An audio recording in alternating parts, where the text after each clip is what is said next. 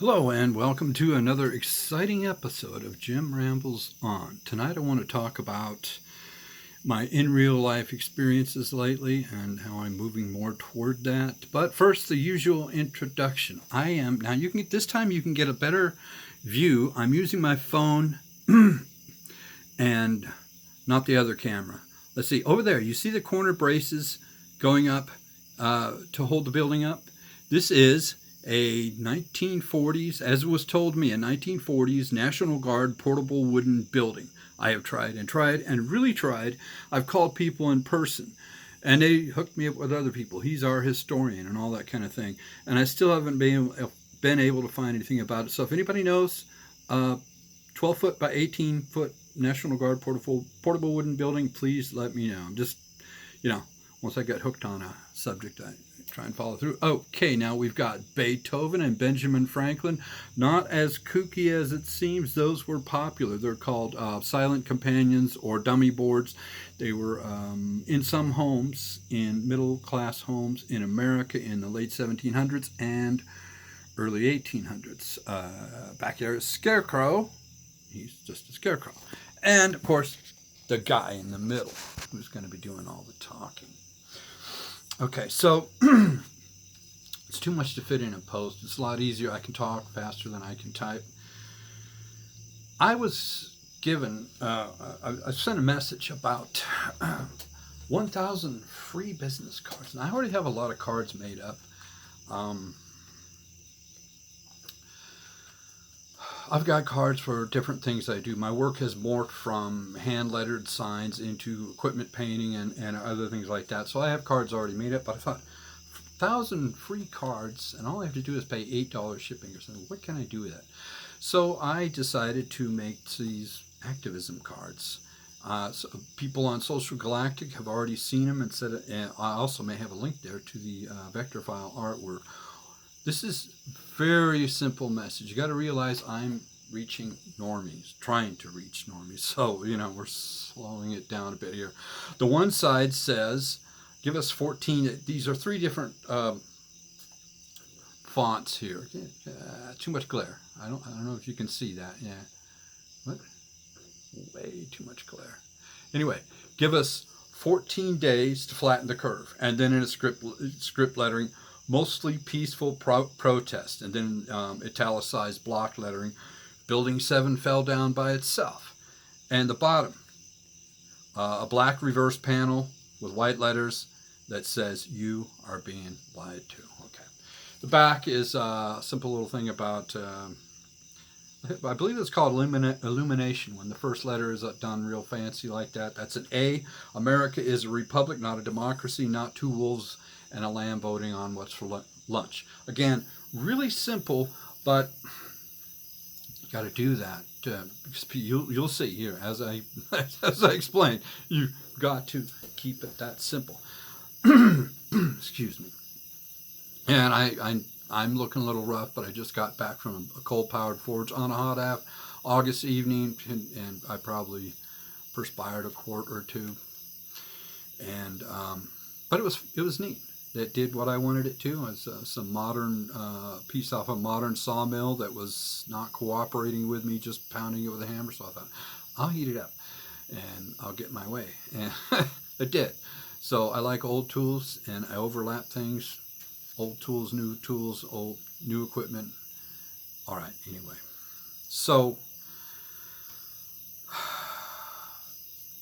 I've devoted a lot of time to the internet, thinking it's kind of a paradox because, we're so different than in terms of what we know, how red-pilled people are than, 40 years ago. I remember back then, of course, I probably didn't have really good sources. There were probably other sources around.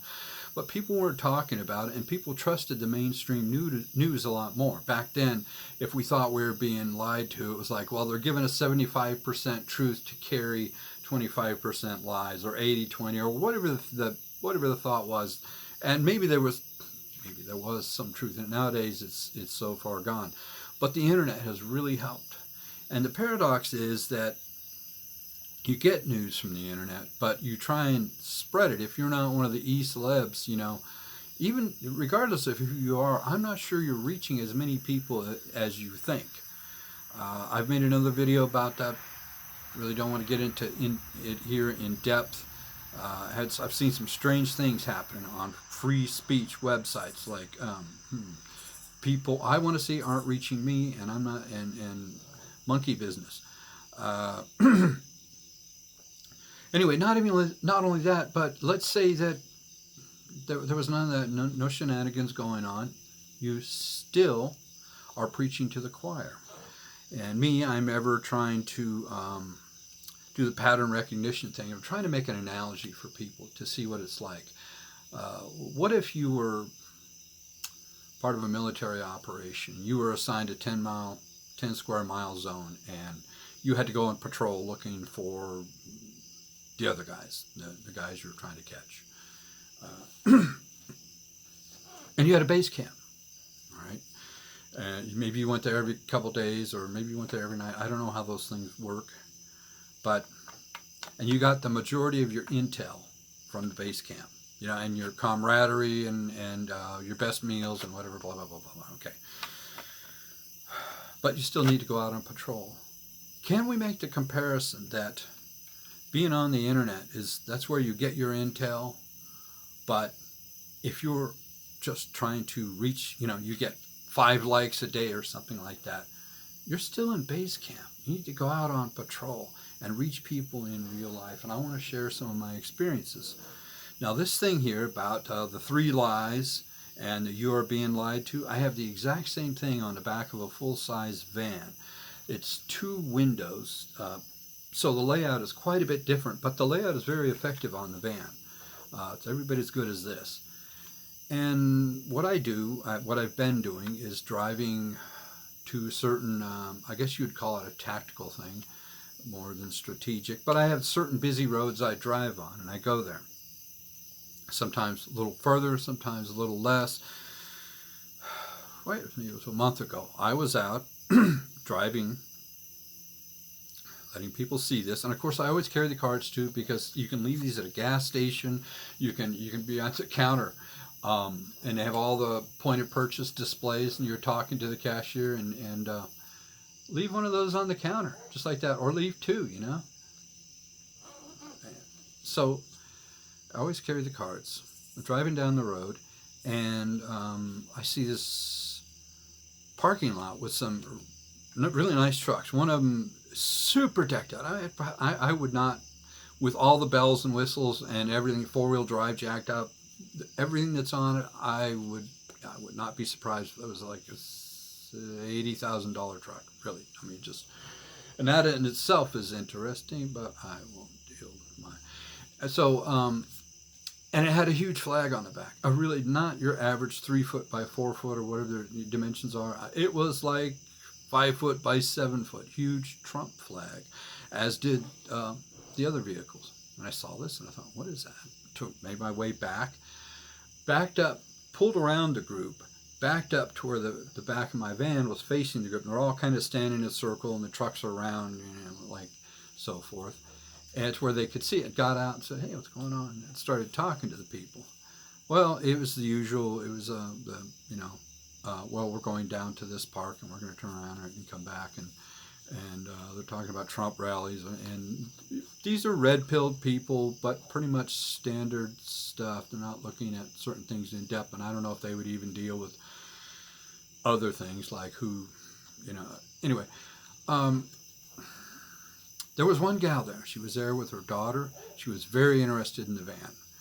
And so I said, oh, I've got these on cards too. You can hand them out. You can leave places anonymously, whatever you want to do. She said, really? I said, and I gave her a little stack of them. I'm careful about giving things out. I've been giving away like scripture signs and stuff for years. And what I've noticed is, it happens with me too, that word free it's a big motivation. And people will they get excited. They take something because it's free. And then it ends up sitting in the garage. So with some of the signs, some of the scripture signs and whatnot, I've done this thing where it's like free with free installation. If I'll put it, you tell me where to put it, I'll put it up. And so I know that people are going to see it, it's free. Or put a deposit on it. When I know that you put it up, I'll give you your deposit back, whatever. Or just buy it, whatever. Things like that. So But she seemed pretty sharp, pretty motivated, a likely activist sort. So I gave her a little stack of them instead of just a couple. And I also gave her, this has no no website, no identification on it. I want to have no appearances of recruiting or trying to get people together. No. In fact, I would rather people operate independently. That could be something you really don't want to see. The glowies and agencies and alphabet people. I really let's act independently. Anyway, no contact information, but she seemed like the type I wanted her. I was just, look, I'll give you more. I'll mail them to you free, whatever you want. And I gave her another card with my business card with contact information. Okay, so left those people, went and turned around and went back home. Was out a couple weeks later. This got interesting. I was at this rummage sale kind of place, rummage sale, garage sale. They had some used stuff and whatnot. People had canopies put up, and there were two guys next to a table. I thought they worked together. Maybe they didn't. The one guy, he looked like he might have had a past life as a drug user. He was like a hard 25, a hard life 25, a hard life 27, or maybe a normal 37. He was really thin. If his t-shirt had been tighter, his ribs probably would have been showing. And he was, he had, I don't know if it was a special haircut or it was just short on the side and the top was just flipped over and kind of, not a great arrangement. Maybe the wind blew it that way. I don't know. It doesn't really matter because he had a t-shirt on. The t-shirt, the graphic layout wasn't that great, but if you just made yourself read it, one side across the other, it was divided in black and white, and I would have done a different layout. I would have done the black and white like this, horizontal. Would have been more effective, but whatever. If you just read it for what it was, straight across, it said, being pro-black does not mean being anti-white. I was like, whoa, dude, I like that. To some of you viewers, that's like, oh, that's not a really strong message. But you think about what you see in public, and that was, it was pretty good. And so I showed him my card. Hey, what do you think of this? And he read it, and he kind of laughed a little bit. And I said, I'll give you more. You can leave these at gas stations. You can leave them on counters, hand them to people, whatever. You can be anonymous about it, But what I'm trying to do is get people to see that the media is lying to us with three very simple, obvious lies.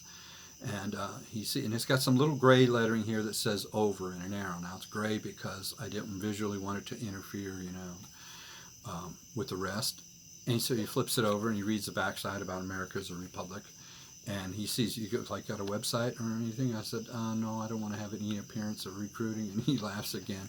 And I said, look, I'll give you some more. And I pulled out, I don't know, maybe 4 of them, not a lot, because, again, the free thing. He leaves. The other guy is there. He looks normie. There are people out there who are hard life 55, redneck, hillbilly, and IQ, look who's talking, IQ 85, 90, whatever, and they don't want to think. He didn't look like that. He looked like he was in his 50s, maybe he was 60, I don't know.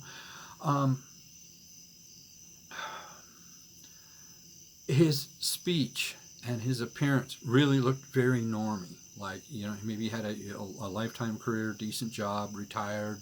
Now he's just out, instead of fishing, we go selling stuff at the rummage sale.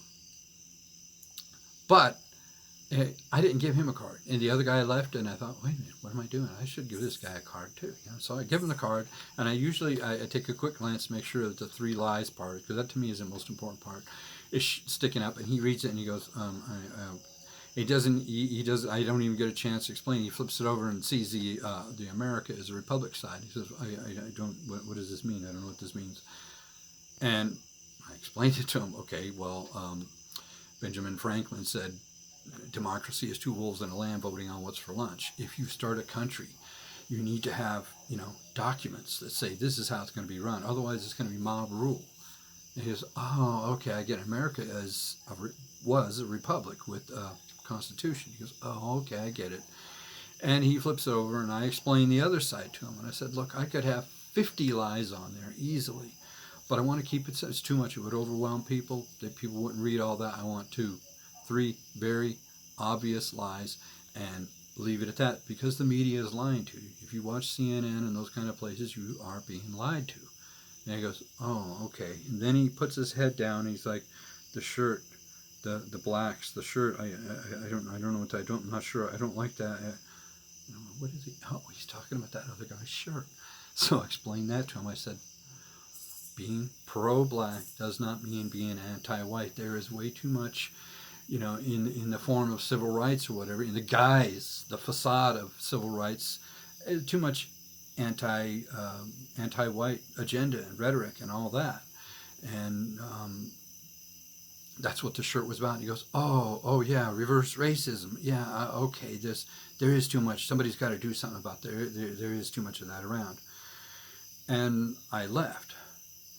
What? What did I miss out on? What did I you probably already thought of it. I should have asked, sir, have you been recently vaccinated? Yeah, legitimate question, don't you think? Anyway, so I get in the van. Excuse me. And I'm driving down the road. And I normally, there's a couple places I can turn around. But I went further. I was out of coffee. And went down to a big, busy, well, it wasn't that big. Wasn't that busy. Big gas station. Pulled in. Didn't really think about how my van was parked. Went inside. The gal was really nice to me. Young gal, probably in her 20s, early 20s. Modernistic looking. She has hair short on the sides, and this is deliberate. It's longer and kind of flips over and pointy over here with some big glitter things in it and whatnot. I don't really care, not everybody has to have something so archaic as the Wild Bill Hickok look. It's a phase, okay? I'm dealing with it. It might be a long-term phase, whatever. So she's really nice to me, okay? And I want to talk about, I go over to get my coffee and I come back and she's really nice. I want to, not exactly go off topic, because as long as we're talking about in real life experiences, yeah, I should lean over here so we can see Ben and Beethoven, whatever. So, appearances. And this isn't like, okay, boomer wishful thinking. I've been hitting the weights lately, and man, the difference, the way women and men look at you, mostly women, it's amazing. It's real confidence booster. It's really neat. And I suppose if I was 20 and I didn't know the Lord and this, yada yada yada, I hadn't been through what I've been through, it might go the wrong way. I might use it the wrong way. But as it is now, the last 20 years have been difficult, and the last 2 years have been really difficult. At this point, I am single, which is the topic of another video about morale and motivation. Anyway, for me, when women, they really do the double take and they look, and I don't think it's, oh, what a nice old boomer grandpa. I don't think I'm there yet. You can't really see what's going on, but I've been hitting the incline bench and et cetera, et cetera. They really look. I think a big part of the problem, of course, is that there's a dearth of masculinity. So any guy shows up, who's this or this, and not this, and they notice. All right, and she might have just been being polite. You can't read that into every encounter, but I have a lot more of those encounters. And guys, they treat you like he's one of us. It's just a great feeling. When women look at me that way, I'm not the ladies' man or the wannabe ladies' man. I'm not. It doesn't work like that. The experiences I have shown me that compatibility really, really matters, and I'm not looking for anything less. I'm not really even looking, but once in a while you meet somebody who's like a wake-up call, and it's another subject. So when women look that way, What it's like a nod of approval from a pretty strict, pretty demanding critic. You know, when you're looking good to them, it's you've got the appearance department down. You know, we all have a lot of things to deal with. You have finances, employment, politics, spirituality, and you want to be somewhat mindful of your appearance. And it's just like a big thumbs up. It feels great. You know, there are other benefits to weightlifting. Assertiveness. I don't know how it is for other guys. My weight bench is in my room. I don't go to a gym. I don't have that interaction of information. But for me, on that last rep, when I'm burning and pushing that last rep, it makes me more assertive. And the world needs males to be men who are assertive, not aggressive. There's quite a difference. We need to be assertive in everything, even in our artwork and our creativity. When figuring out problems, figuring out a new tool, a new process, that assertiveness goes a long way. Starting a business, that assertiveness is what built Western civilization. You need it. And lifting weights has helped me be more assertive. It helps me have better circulation. I meant telling one of my to-do list was lifting weights the other day, and I put it off till 9:30 or something, 9:30 at night. I'm going to do this today. So I did it. And I also had a couple little artwork projects that I normally wouldn't touch that time of night because they require concentration. And I looked at those and I can do this. And I did them both, and they turned out pretty nice. So now, when I was a teenager, I actually recall having this whiny little episode where I was saying something like, "Oh, it's the guys with the money and the mustache and the muscles. They're the ones that get the girls." Okay. I couldn't even grow a mustache at the time. But I recall the incident, and it's easy to have the wrong mindset. Now, women, suppose you were a woman and you had a nose that was just not a pleasing proportion, or overly prominent jawline or something like that. You would have to work around it. And I'm not trying to do, oh dear, a nice personality will overcome all that. No, that's not what I'm saying. Your workarounds are be very careful about your hair, your complexity, your personality, and your clothing, and your weight. All right. I know somebody's going to go up the wall. I don't care.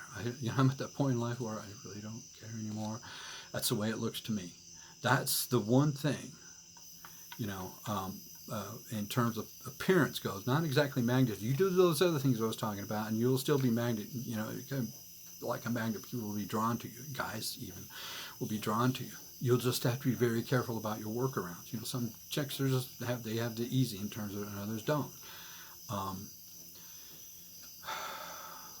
I would say that the weight is the one that women really need to grasp. And anyway, guys, now getting money is a lifelong chore. But the weights, the one thing a guy needs to focus on as far as appearance goes is the weightlifting. And it's totally within your grasp. Other people may have to do their workarounds. They may have to be careful. You don't have to do that. You be born with a semi-gnarly face, and it doesn't really work against masculinity the way it would with a woman. It's totally within your grasp. There are so many reasons to do this. You will feel great. And you'll even be stronger. And there are a few instances where from a position of strength, you may actually be kinder and gentler because sympathy on somebody who's wayward or whatever the case is. Okay, so now, looks. I go to get my coffee. I come back. She's really nice to me for whatever reason. And there's a guy in front of me in line. Let me see. Okay, here we go. The counter's here. She's behind the counter, obviously.